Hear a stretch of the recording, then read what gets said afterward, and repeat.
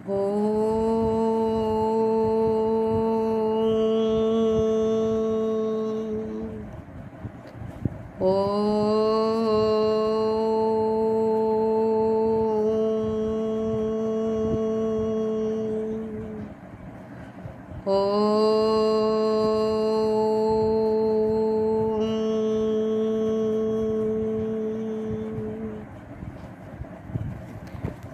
Sri Sai Ram. I offer my humble pranams at the lotus feet of Bhagavan Sri Satya Sai Baba. Today is my topic is family as a system. Our families work as an integrated system because we can experience that the health of the family members relate with each other. There are three categories of families: healthy, mid-ranging, and unhealthy. These can be categorized through the parental use of human values in their mutual relationships and especially their relationship with their children. In the healthy family, there is much emotional support to develop the highest possibilities in the physical, mental, emotional, and spiritual spheres. The mid-ranging families are midway between healthy and unhealthy families. Their parental alliance is good, but some aspects of healthy families are lacking, such as disputes are settled through the use of power, though they resolve problems, but they also blame each other, etc. In unhealthy families, parents are not effective leaders. They are weak in negotiations, non-communicative, do not trust on each other, open conflict is there, weak system of religious and spiritual beliefs. Let us have a short look at the dynamic process in the family. The roles of the parents are continuously changing process in the family. The couple starts off as husband and wife and become companions, partners, and friends. Each makes major adjustments based on understanding and love. When couple become parent, they become chief architects of the family health. They design it with a framework of values. Such families foster self-esteem, intelligence, confidence, cooperation, etc. It is possible to teach and learn new creative patterns of parenting and discard destructive ones. Thus, home is a training ground in the operation of human values. We get meaningful success in our family life, and the human purpose is achieved through these processes. Today is our last session, last class. So, respected gurus and devotees of Assam, Arunachal, and Meghalaya, hope you could understand about the importance of 5 human values in every family through the lessons which we have discussed in last couple of weeks in our training. I offer my gratitude to all the esteemed gurus for giving their valuable time for attending these training programs. Jai Sai Ram. আজি মোৰ বিষয়বস্তু হৈছে পৰিয়ালবৰ্গ আৰু শ্ৰেণীবদ্ধ প্ৰণালী।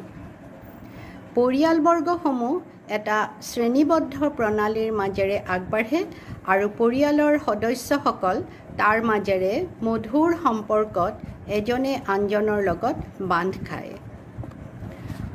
পৰিয়ালসমূহ তিনিটা স্তৰ বা মানদণ্ডত ভগাব পাৰি, যেনে সুস্থ মানদণ্ড, মধ্যম মানদণ্ড আৰু নিম্ন মানদণ্ড।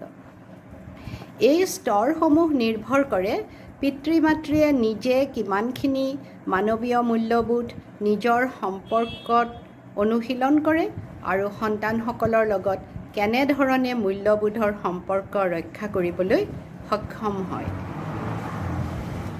উচ্চ মানদণ্ডৰ পৰিয়ালসমূহত পৰিয়ালৰ গুৰি ধৰোঁতাসকলে যথেষ্ট পৰিমাণে বুজাবুজি আৰু মানসিক ভৰসা প্ৰদান কৰে, যাতে পৰিয়ালবৰ্গৰ শাৰীৰিক, মানসিক, বৌদ্ধিক আৰু আধ্যাত্মিক বিকাশ ঘটে। এইখিনি কৰাৰ কাৰণে পৰিয়ালৰ পিতৃ মাতৃসকলে যথেষ্ট পৰিমাণে অধ্যয়ন কৰিব লাগে, তেওঁলোকে সেইটো প্ৰেক্টিছ কৰিব লাগে আৰু তাৰ পিছত সেইটো খুব কৌশলপূৰ্ণভাৱে ধৈৰ্য সহকাৰে নিজৰ পৰিয়ালত পালন কৰিব লাগে। মধ্যম মানদণ্ডৰ পৰিয়ালসমূহ সুস্থ আৰু অসুস্থ পৰিয়ালবৰ্গৰ মাজত থাকে। তেওঁলোকৰ পিতৃ মাতৃসকলৰ বুজাবুজি আছে, কিন্তু তাত কিছু আসোঁৱাহ থাকে, যেনে বাদ বিবাদসমূহ গাৰ বলত সমাধা কৰা হয়, ইজনে সিজনৰ ওপৰত দোষাৰোপ জাপি দিয়ে, বুজাবুজি কম, কথোপকথন কম ইত্যাদি। নিম্ন মানদণ্ডৰ পৰিয়ালসমূহৰ পিতৃ মাতৃৰ পৰিচালনা শক্তি বৰ কম। তেওঁলোকে বুজাবুজি কৰাত দুৰ্বল, কথোপকথন বৰ কমকৈ কৰে, এজনৰ আনজনৰ ওপৰত বিশ্বাস কম থাকে, কাজিয়া কৰি থাকে আৰু ধৰ্মীয় আৰু আধ্যাত্মিক অনুশীলনসমূহ বৰ কমকৈ পৰিয়ালত অনুশীলন কৰে। শেষত আমি পৰিয়ালৰ স্বাভাৱিক প্ৰক্ৰিয়াসমূহৰ বিষয়ে অলপ চমু আলোচনা কৰিবলৈ ওলাইছোঁ। স্বাভাৱিকতে পৰিয়ালৰ পিতৃ মাতৃৰ ভূমিকা এটা প্ৰক্ৰিয়াৰ মাজেৰে আগবাঢ়ে। মানুহৰ যুগ্ম জীৱন আৰম্ভ হয় পতি পত্নীৰ বন্ধুত্ব, সংগী আৰু পৰিপূৰক হিচাপে। ইয়াত থাকে বুজাবুজি, বিশ্বাস, উৎসাহ আৰু আশা। সমগ্ৰ প্ৰক্ৰিয়াটো প্ৰেমৰ বান্ধোনেৰে বান্ধ খাই থাকে। প্ৰক্ৰিয়াটোত গুৰুত্বপূৰ্ণ ভূমিকা গ্ৰহণ কৰে নিজ নিজ মূল্যবোধ আৰু সংস্কৃতিৰ দ্বাৰা। যেতিয়া পতি পত্নীয়ে পিতৃ মাতৃ হয়গৈ, তেতিয়া পৰিয়ালটোৰ মূল নিৰ্মাণ প্ৰণালীৰ নায়ক হৈ পৰে। তেওঁলোকে পৰিয়ালটো কি ধৰণে পৰিচালনা কৰিব, সেই তেওঁলোকেই মেইন তাৰ কৌশলপূৰ্ণভাৱে তাক আগবঢ়াই নিব লাগে। তেওঁলোক মূল্যবোধৰ ভেটিত গঢ় দিব লাগে। তেনেবোৰ পৰিয়াল সদায় বুদ্ধিদীপ্ত, ব্যক্তিত্ব সম্পন্ন, আত্মনিৰ্ভৰশীল, বুজাবুজিৰ মাজেৰে চলা আৰু মৰমীয়াল হয়। এই পৰিয়ালবোৰে কুসংস্কাৰসমূহ সংশোধন কৰি ঘৰখন মানৱীয় মূল্যবোধৰ মাজেৰে আগবঢ়াই নিয়ে। ফলত পৰিয়ালত চৌদিশৰ পৰা সফলতা আনি মানৱ জীৱনৰ মূল লক্ষ্যত উপনীত হোৱাটো সম্ভৱ কৰি তোলে। আজি আমাৰ যিখিনি ইমান দিন ধৰি পেলাই পাঠ দান কৰা হ'ল, তাৰে আজি শেষৰটো পাঠ, আৰু সেইকাৰণে মোৰ শ্ৰদ্ধাৰ অসম, অৰুণাচল প্ৰদেশ আৰু মেঘালয়ৰ গুৰুসকল, আশা কৰোঁ যোৱা কেইসপ্তাহমানৰ প্ৰশিক্ষণৰ পৰা আমাৰ পৰিয়ালসমূহ 5টা মানৱীয় মূল্যবোধৰ গুৰুত্বৰ বিষয়ে আপোনালোকে কিছু বুজি পাইছে। যিসমূহ বাল বিকাশৰ ছাত্ৰ ছাত্ৰী পিতৃ মাতৃৰ বাবে অতি প্ৰয়োজনীয়।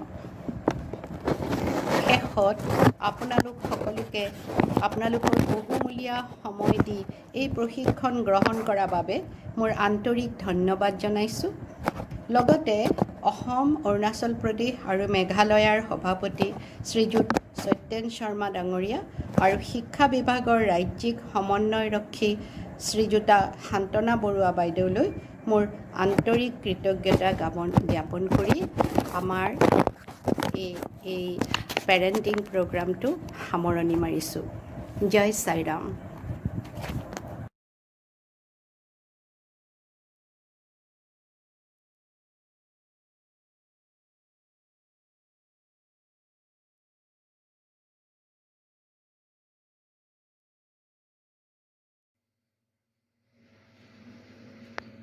Sairam, I offer my humble pranam at the lotus feet of our beloved Swami, and Sairam to all. Today I am going to say about family and health.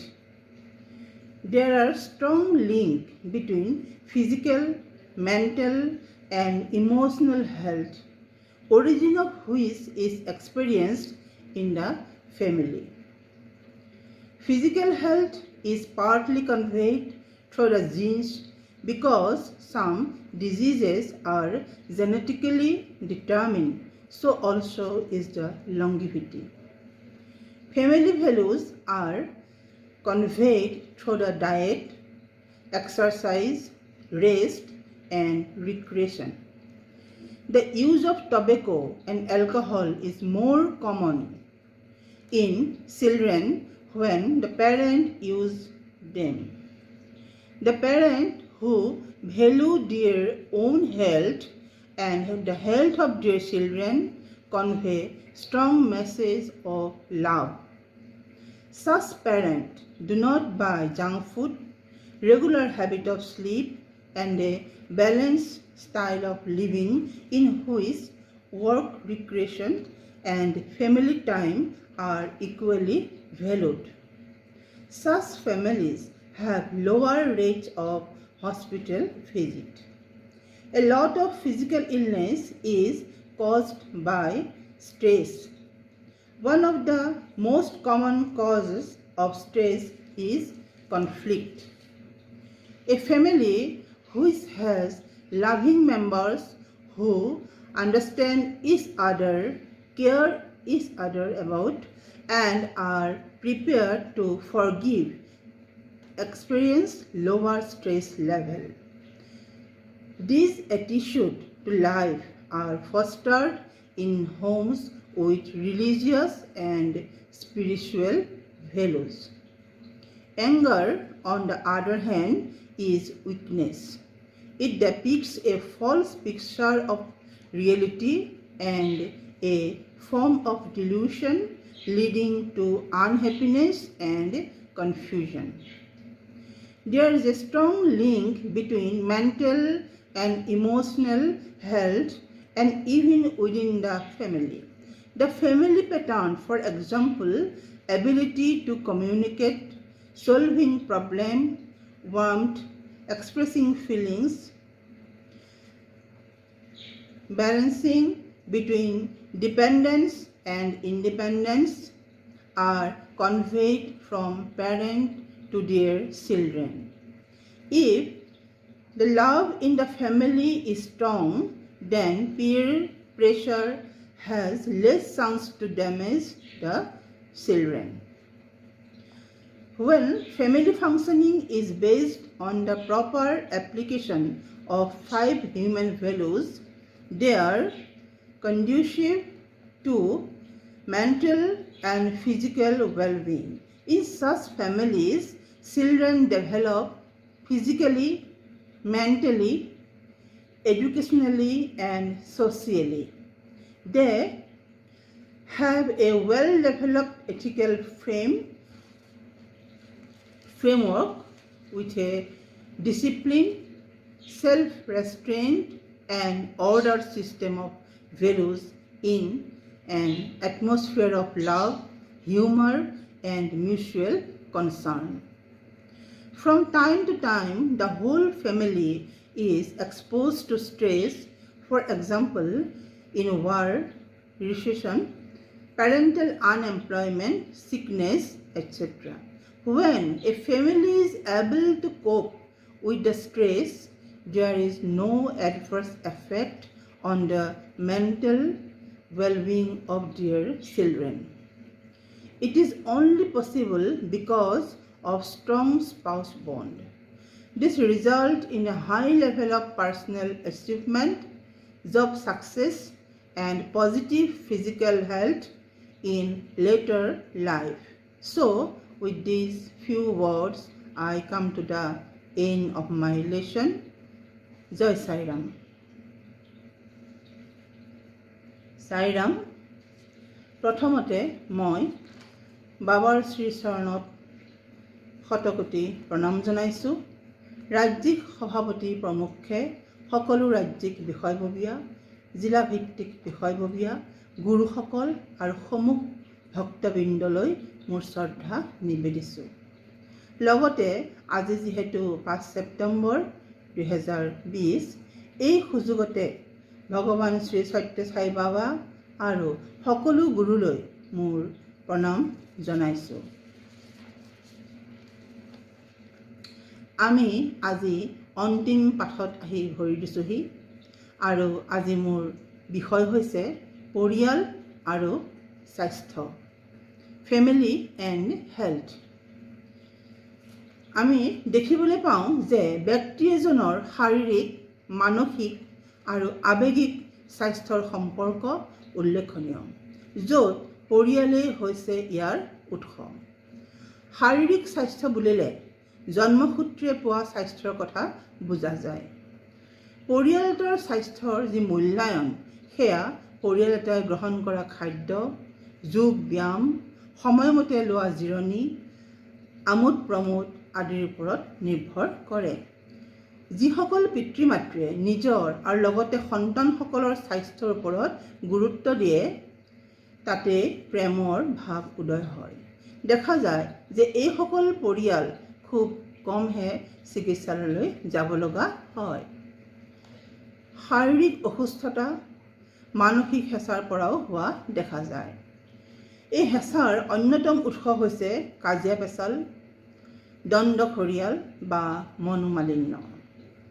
উদাহৰণস্বৰূপে পৰিয়ালৰ লোকসকলৰ মাজত বা বন্ধু বান্ধৱৰ মাজত হোৱা মনোমালিন্যৰ বাবে মানসিক হেঁচা হ'ব পাৰে। কিন্তু যি পৰিয়ালত বুজাবুজি, সদ্ভাৱ, ক্ষমা, দয়া, সহনশীলতা, প্ৰেম, বন্ধুত্ব আদি গুণ থাকে, সেই পৰিয়ালবিলাকত মানসিক হেঁচাৰ পৰিমাণ বহুখিনি লাঘৱ হোৱা দেখা যায়। খঙক এক প্ৰকাৰ দুৰ্বলতা বুলি ক'ব পৰা যায়। ইয়াৰ ফলত পৰিয়ালত বিশৃংখল আৰু অসন্তুষ্টিৰ ভাৱৰ সৃষ্টি হয়। মানসিক হেঁচাৰ ফলত heart attack, diabetes, arthritis, stroke আদিৰ নিচিনা ভয়ানক বেমাৰৰ উদ্ভৱ হয়। অৱশ্যে আমি যদি পৰিয়াল এটা মানৱীয় মূল্যবোধৰ জ্ঞানেৰে পৰিচালিত কৰোঁ, তেতিয়া বহুত বেমাৰ আজাৰ বা মানসিক অশান্তিৰ পৰা হাত সাৰি থাকিব পৰা যায়। নিচাজাতীয় দ্ৰব্য সেৱনেও ঘৰ এখনত বহুত অশান্তিৰ সৃষ্টি কৰে। কিন্তু পৰিয়ালৰ লোকসকলৰ মাজত থকা প্ৰেম আৰু ভাল ভাৱ আদি যদি সবল হয়, ই অনিষ্ট কৰিব নোৱাৰে। বৰং এনে পৰিৱেশত শিশুসকলে সুস্থ মানসিকতাৰে ডাঙৰ হ'ব পাৰে আৰু এনে শিশুসকল শাৰীৰিক, মানসিক, বৌদ্ধিক আৰু সামাজিকভাৱে উন্নত হয়। আকৌ কেতিয়াবা দেখা যায় যে প্ৰাকৃতিক দুৰ্যোগ, যুদ্ধ বিগ্ৰহ, বেমাৰ আজাৰ, পিতৃ মাতৃৰ নিবনুৱা সমস্যা ইত্যাদিত পৰিয়াল এটা মানসিক হেঁচাৰ সন্মুখীন হয়। ইয়াৰ মাজতো যদি পিতৃ মাতৃয়ে অতি কষ্টৰে সন্তানসকলক ইয়াৰ কুপ্ৰভাৱৰ পৰা বচাই আগবঢ়াই লৈ যাব পাৰে, তেতিয়া সেই সন্তানসকলে কৃতকাৰ্যতাৰে আগবাঢ়ি যাব পাৰে। এনেকৈ কষ্টৰ মাজেৰে আগবাঢ়ি যোৱা শিশুসকলেহে সাধাৰণতে সমাজত সুপ্ৰতিষ্ঠিত হোৱা দেখা যায়।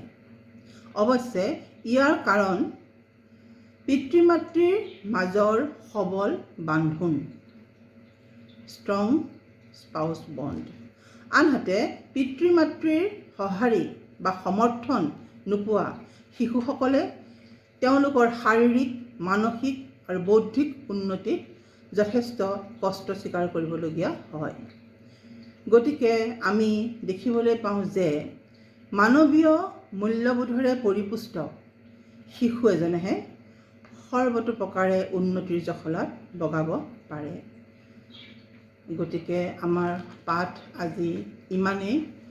গতিকে আমাৰ আজি অন্তিম দিন।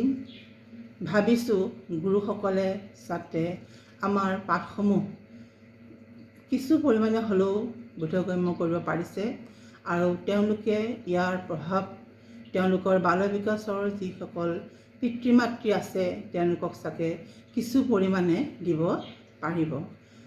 সময় যেতিয়া ভাল হৈ আহিব তেতিয়া আমি বোধহয় লগ হ'ম, লগ হৈ বিতংভাৱে আলোচনা কৰিম বুলি ভাবিছোঁ। সদৌ শেষত মই ৰাজ্যিক সভাপতি প্ৰমুখ্যে সকলোকে কৃতজ্ঞতা জনাইছোঁ। বিশেষকৈ শিক্ষা সমন্বয়ক শ্ৰদ্ধেয়া শান্তনা বাইদেউলৈ মোৰ প্ৰণাম জনাইছোঁ। তেখেতে বহুত সহায় কৰিলে। মোৰ ট্ৰেইনিঙৰ সময়তো মই একেলগে আছিলোঁ। দীপালী খাৰঘৰীয়া বাইদেউ, সুভিতা চৌধুৰী বাইদেউ, তেওঁলোকলৈও মোৰ আন্তৰিক কৃতজ্ঞতা জনাইছোঁ। লগতে ক'ব লাগিব মই একেলগে ট্ৰেইনিং লোৱা নমিতা শৰ্মা বাইদেৱে মোক সকলো সময়তে সৰ্বতোপ্ৰকাৰে সহায় কৰিছে। যিকোনো অসুবিধা হ'লে মই তেওঁলৈ ফোন কৰি ফোনযোগে সুধি লওঁ। তেওঁলৈ মই কৃতজ্ঞতা জনাইছোঁ। আৰু ভাস্কৰ বৰা তেখেতলৈও মই কৃতজ্ঞতা জনাইছোঁ। সকলোলৈকে চাইৰাম জনাই শেষত আজি সামৰিছোঁ। জয় চাইৰাম।